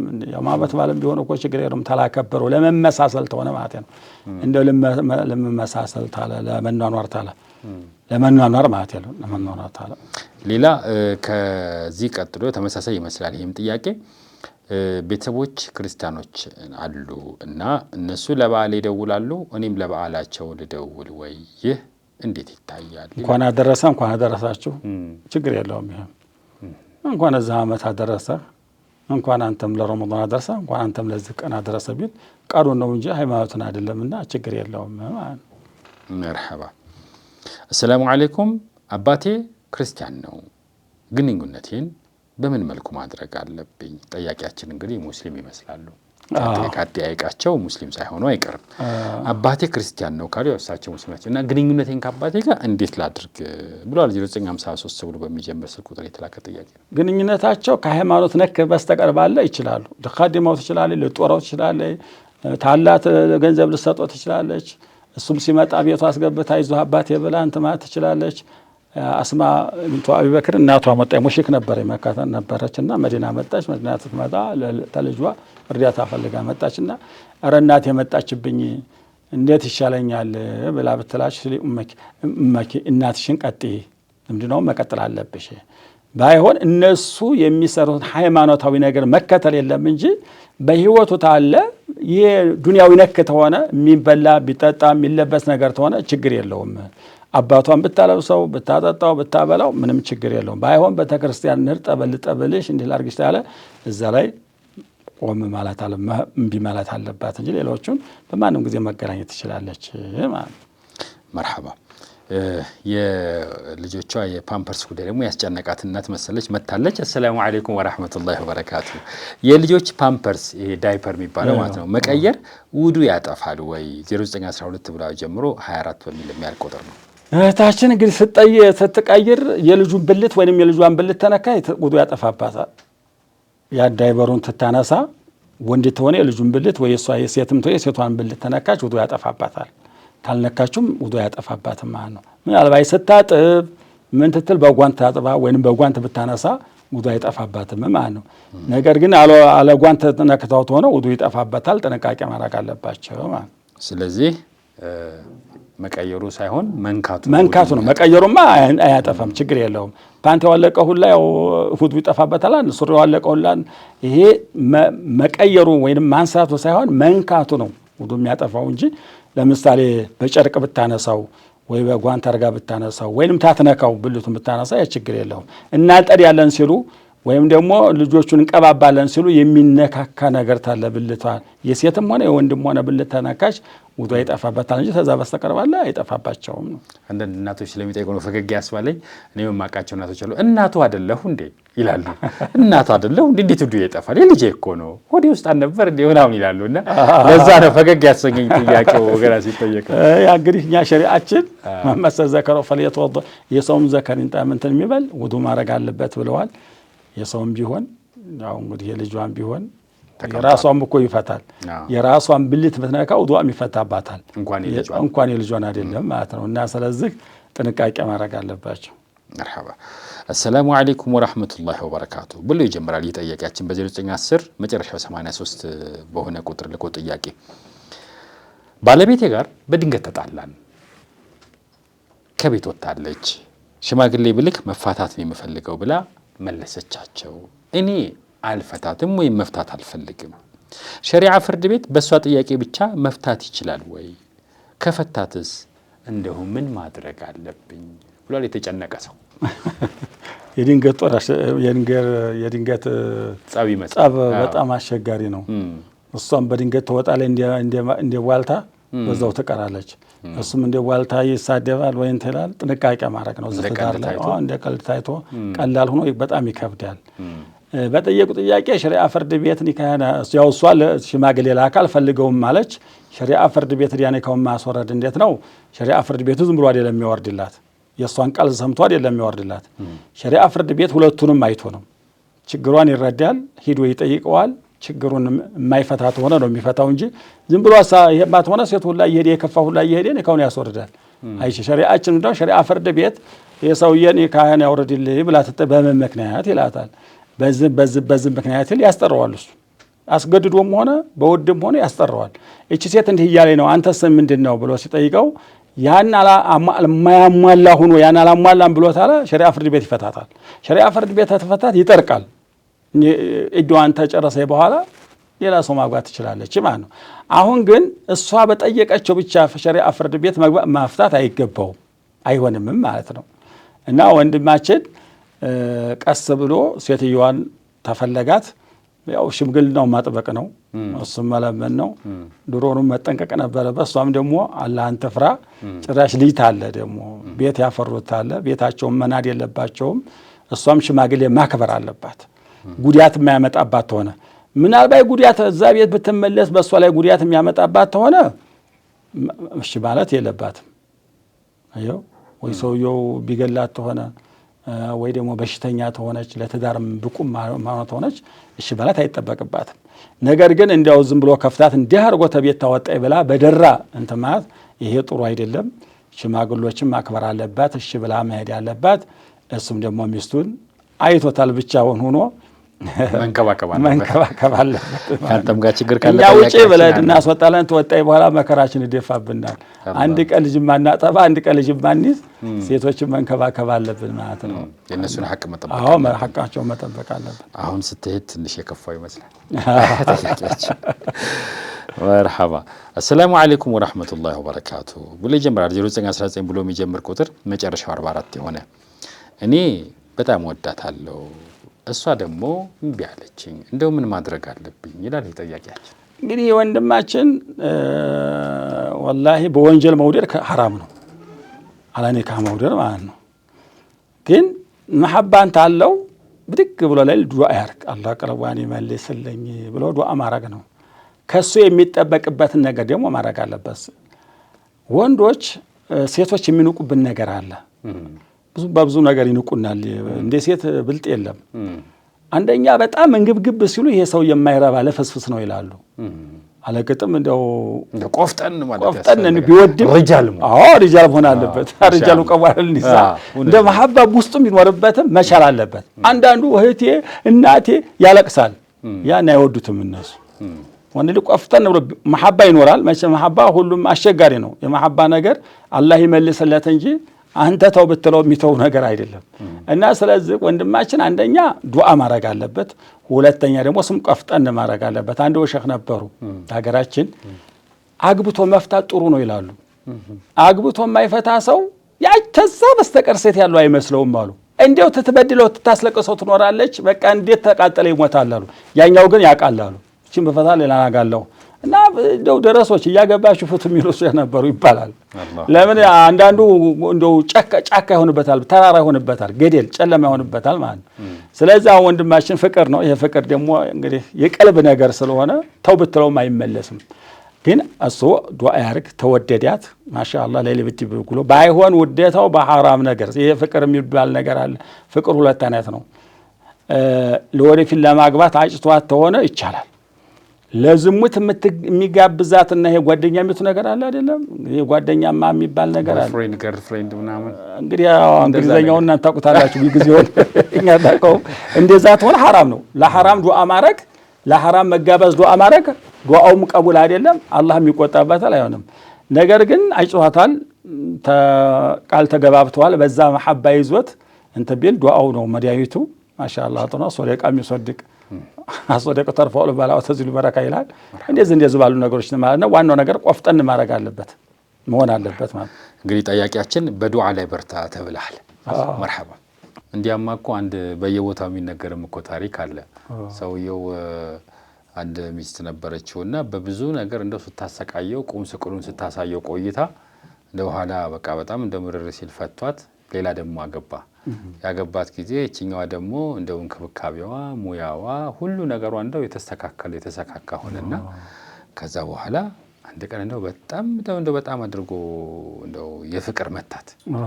ከዛ እሷ ደንግጣ ደግሞ ምን አጥፍቼ መታ እንደው ምን አረኩ ብላ መቼ በመንከባከብ ጥሩ መሆኗን ስለምታውቅ እንደው ምን በድዬህ ነው ስትለው እስከዛሬ ወይት ነበርሽ በዛች እንደዛ ሰቃጠል እንደሰብቀደከል እስከዛሬ ወይት ነበርሽ አሉና ወንድ ልጅ እንደው ሪጃል ሲሆን ባሉት ወንድ ሪጃል ሲሆን ነው እንጂ እንደው ባርሽ ኩርሱ ማለቃቀስ ለሴት ሱጁ መውረድ ምናምን ያስነቀዋል ነው። ሴቶች በተፈራቸው ቆንጠጥ ያለ ሰው ይወዳሉ።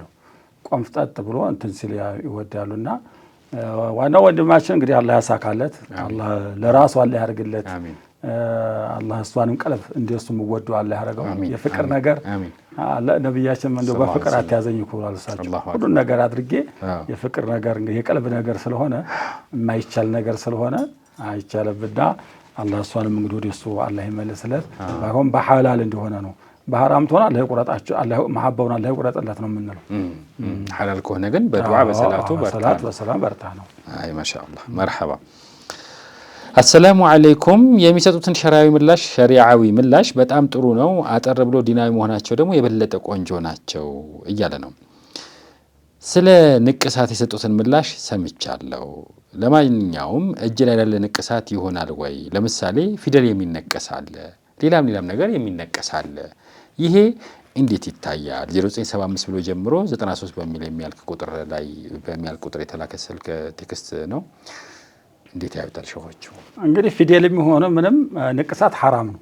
እግር ላይ የሚሆን እጅ ላይ የሚሆን ፊት ላይ የሚሆን ገላም ላይ ሆነ ንቅሳት ክልክል ነው። ለአነ አላሁ ለዋሽማ ወለሙስተውሽማ ነብዩ አለይሂ ሰላም ነቃሿንም ተነቃሿትንም አላህ ከረህመት ያርቃት ብለዋልና ወንድም ሆነ ሴት መነቀስ ክልክል ነው ማለት ነው። እና ፊደል የሚሆን ማንኛቸውም ነገር በማንኛቸውም ሰውነት ላይ መነቀስ ክልክል ነው ማለት ነው። እንዲሁም ንቅሳቱን ያለበትን ያስወግድ ኡዙር የማያመጣበት ተሆነ ይላል። ለምን ንቅሳት ብሎ ማለት ደም ማርጋት ማለት ነው። በቀለምም ሆነ በመድም ሆነ ደሙ እንዲያወጣ ደሙ ይጠቁራል፣ ሌላ መልክ ይሆናልና ያ ነጃሳ ነው ይላል። እንዲሁም ማስወገድ ያለባቸው ኡዙር የማያመጣባቸው ተሆነ ይላል። እና ስለዚህ ፊደል የሚሆነው ማንኛቸው ነገር ንቅሳትን መነቀስ ሐራም ነው። እጅም ላይ የሚሆነው እግርም ላይ ሆነ ገላም ላይ ሆነ ፊታ ማንኛቸውም ላይ ቦታ ላይ ንቅሳት ሐራም ነው፣ አም ነው ማለት ነው። መርሐባ። አሰላሙ አለይኩም እንዴት ናችሁ? ጥያቄ አለ ይላል 0910 መጨረሻው 16 የሆነ ቁጥር። ሙዚቃ በመሳሪያም ሆነ ያለ መሳሪያ በድምጽ ይፈቀዳል ሲባል ሰማሁ። ታዲያ ሙዚቃ ያዳመጠ ጆሮ ላይ የብረት ቅላጭ ይደረግበታል የተባለው ለማን ነው? እንግዲህ ሙዚቃ ሁለት አይነት ነው። ሙዚቃ አንደኛው አገርን የሚያበጣብጥና ወደ ወንጀል የሚስቡ ነገሮች፣ ስለ ፍቅር ስለ ምናምን የሚነገር ነገር ሐራም ነው ማለት ነው። ደግሞ ጥሩ ነገሮችን የሚያስተምር ተሆነ ኺላፍ አለ በይነ ዑለማ፣ ይቻላል አይቻልም፣ በመሳሪያም ሆነ በቃልም ይቻላል የሚሉ ሰዎች አሉ። በቃል ብቻ ነው እንጂ በመሳሪያ አይቻልም የሚሉም አሉ። መሳሪያው ነው እንጂ ሌላው በቃል ሐላል ነው የሚሉም አሉ። ብቻ በይነ ዑለማ ኺላፍ አለበት። ዋናው ነገር ይሄ የተባለው ሰዎችን ወደ ዝሙት የሚገፋፋና ወደ መገዳደል የሚገፋፋ የሆነው ነው ይሄ እንትን የተባለው። ያ ደግሞ በጆሮ ላይ ቆርቆሮ የተባለው ነገር የሚያዳምጥ ሰው ወሬን የሚያዳምጥ ሰው እሱም እዛው ላይ እንትን ብለው በዛ እንትን ብለው ነውና እንደማንም ሙዚቃ ሁለት አይነት ነው። ሐራም አለ፣ ሐላል አለ።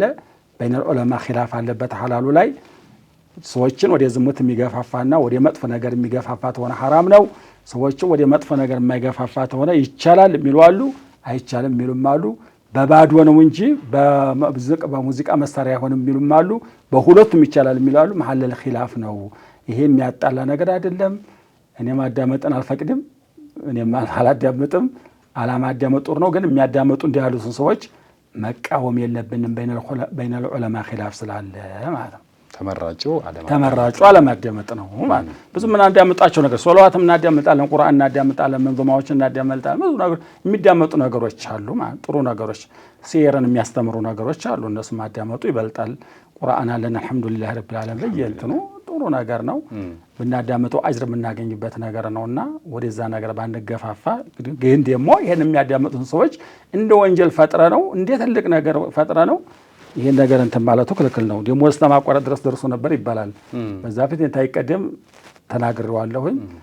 በይነ ዑለማ ኺላፍ ስላለ የዘፈን ነገር ለምን ዝሙት አያጣላንም? ለምን ስርቆት አያጣል? ለምን ውሸት አያጣል? ወለምን ወለድ ያጣል? በየቀበሌው በየመንደራችን ያለው ወንጀል ለምን አያጣላንም? ችግሩ እኮ ይሄ ነው። እከሌ ይሄን ተናገረ፣ እከሌ ይሄን ሰራ፣ እከሌ ትናንሾቹ ነገሮች ፍሩአቶች ነገሮች ነው ያጣሉን። ነፍስ ያለበት ነገር ግን በየመስጂዱ ዳር ወንጀል ሲሰራ አያጣላንም። አንተ አካባቢ ወንጀል እየተሰራ ምን አርጋሃል? ምን ዲያው አርጋሃል ወይ ተብሎ የሚጠያየቅ የለም። ቁኑት አርጋሃል፣ መውሉድ ያርጋሃል፣ ዘፈን ይበቃል ብለሃል፣ ተወሱል ይበቃል ብለሃል፣ ኢስቲጋፋ ይበቃል። በዛ ነው ጠባችን ማለት በይፋ ሐራም የተባለ ነገር በይፋ ያለ አይደለም ማለት ነው። ኺላፍ ያለበት ነገር እኮ ኺላፍ እኮ ጥሩ ነው። መذهب الأربعة እኮ ሁሉም እኮ ይخላልፋሉ። ለኡመተል ሙሐመዲ አላህ ያመጣው ረህመት ነው። እና ስለዚህ ይሄ ኺላፍ የመጣበትን ነገር በሱ መጣላት ተገቢ አይደለም። እልቅ ነስ ያለበት ነገሮች በመስጂድ ዳዳሮች የሚሰሩ ዝሙቶች፣ የሚጠጡ መጠጦች እንዴት ብለን ይሄን እናስለቅቅ? እንደው እንዴት አድርገን እንትንበል መልዛ ነው መጨነቅ ያለብን። እህቶቻችን ወንድሞቻችን ተማን ጋር ነው የሚውሉት? እንዴት ነው ይሄ ነገር ሸሪዓው እየተበላሸ ነው የመጣው? አረ ዝሙት እየበዛ ነው፣ አረ መጠጥ እየበዛ ነው፣ አረ ወለድ እየበዛ ነው፣ አረ ጠብ እየበዛ ሐሜት እየበዛ ያ ያስጨንቀን። እነዚህ ጥቃቅኖች ነገሮች ያስጨንቀናል ማለት ነው። ስለዚህ ይሄ ባህለል ኺላፍ ስላለበት እንዲህም የሚያስጨንቅ ነገር የለውም። ጥሩ መተው ነው፣ አለማዳመጥ ነው። ቁርአን አዳምጥ ነው የምለው ወንድሜ። አስተያየቱን ጀዛሁላሁ ኸይራ በረካ ይሁን። አስተያየት ሰጥቷል። አላህ ያቆይ። መርሐባ። የተከበራችሁ የፈትዋ ፕሮግራም ተከታታዮቻችን የዛሬው ከሼኻችን ጋር የነበረው ቆይታ እዚህ ላይ ያበቃል። እናንተም በዲናዊ ጉዳይ ላይ መጠየቅ የምትፈልጉት እንዲብራራ የምትከጅሉት የትኛውም ጥያቄ ካላችሁ በጽሁፍ መልእክት እዚህ ምስሉ ላይ በምትመለከቱ ቁጥር እንድትልኩ ይጠበቃል። አብራችሁን ስለነበራችሁ ከልብ እናመሰግናለን። የዛሬውን እዚህ ላይ ያበቃል። ወሰላሙ አለይኩም ወረሕመቱላሂ وبركاته. أعوذ بالله من الشيطان الرجيم. وما أرسلنا قبلك إلا رجالا نوحي إليهم فاسألوا أهل الذكر إن كنتم لا تعلمون. صدق الله العظيم.